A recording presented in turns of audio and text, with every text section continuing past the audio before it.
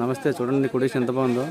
మౌనంగా ఉండేవాళ్ళే లోపలికి ప్రవేశించండి, ఒట్టి చేతులతో రండి, దైవ చేతితో వెళ్ళండి. నమస్తే అండి. మనం చాలా వరకు గుళ్ళు, చెట్టుపేట అని చూసుంటాం. కానీ ఇలాంటిది ఎప్పుడు మనం చూసుండమండి. ఎందుకంటే ఇందులో కొబ్బరికాయలు కానీ, అట్టపులు కానీ, పూజా సామాన్లు కానీ, డబ్బులు కానీ ఇటువంటివి కూడా ఎలా ఉంటుందండి. నాలా చాలా వరకు చెట్టుపేటకి సంబంధించిన శివలింగాలు కూడా ఉంటాయండి. తర్వాతసరికి ఇక్కడ గంట ఉంటుందండి. ఆ గంట కొట్టిన తర్వాత మోగేంత వరకు మనం మౌనంగా ఉండాలండి, దండం పెట్టుకుంటూ. 333 కేజీల గంట అండి. చూడండి గంట కొట్టిన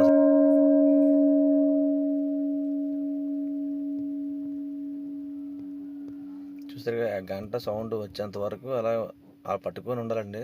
తర్వాత ఈ టెంపుల్ ఏంటంటే లోపలికి వచ్చి బయటికి వెళ్ళే వరకు ఎవరు కూడా గొసగొసలు మాట్లాడకూడదండి. అంత సైలెన్స్గా ఉండాలి. ఆ వాతావరణం అలా ఉంటుంది. నెక్స్ట్ వచ్చేసరికి గోమాతలు అండి. ఇక్కడ 24 జాతులు గోమాతలు ఉన్నాయండి. అసలు ఒక జాతి కదా, 24 జాతులు గోమాతలు పెంచుతున్నారు ఇక్కడ. నిజంగా ఆ గోమాతలు చూస్తుంటే నాకు చాలా సరదా అనిపించింది. మా చిన్నప్పటి నుంచి ఆవులంటే చాలా ఇష్టం. అదేవిధంగా గోమాతలు మాత్రం 24 ఉన్నాయండి, రకాలు, జాతులు.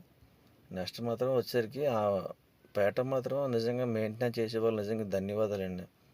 ఎటువంటి రూపాయి కూడా ఉండి కానీ ఏమి ఉండవండి. కానీ మన టైం ఉంటే అక్కడ కూర్చుంటే ఆ పేటకు సంబంధించిన దాని కోసం కొద్దిగా చెప్తారు స్వామి గారు. అక్కడ పూజారి కాదు, ఒక పెద్ద అన్నారు. ఆ టైం ఉండి కూర్చుంటే గట్టగా పావుగంట సేపు అండి. చాలా బాగా చెప్తున్నారండి.